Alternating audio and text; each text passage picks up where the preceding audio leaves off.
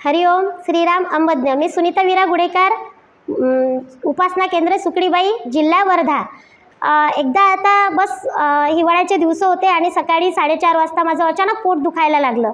म्हटलं नेमकं काय झालं, मी तंदुरुस्त आहे, माझी मतदानाची मोहीम होती त्या दिवशी, पण मला काय झालं काही नाही आणि अचानक ब्लडिंग व्हायला चालू झाली। मग मी म्हटलं आता नेमकं कोणत्या दवाखान्यात जायचं, 4:30 वाजता काय कोणता दवाखाना, पण मग तरी ऑटो करून मी प्रायव्हेट दवाखान्यामध्ये आले। गायनी हार्टचा चांगला दवाखाना आहे गायनिक लोकांचा, तर मग मी तिथं आले आणि 5 वाजता पाहिलं तर मॅडम नव्हत्या, कोणीच नव्हतं।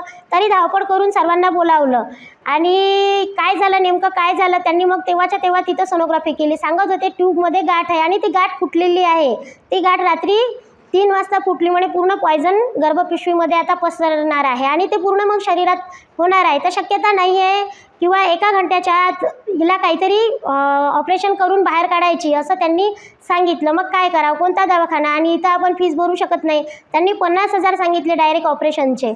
मग एवढ्या सकाळी कशी अरेंजमेंट करणार।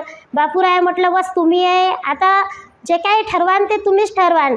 मॅडम आतमध्ये गेल्या आणि आधी तर सांगून गेले 50,000 पाहिजे आणि आत्ताच्या आत्ता टेबलवर भरावं लागते, नंतर मग आम्ही पाहू वगैरे, तुमचा सिरियस पेशंट आहे वगैरे असं नागपूर हलवा असे सांगत होते।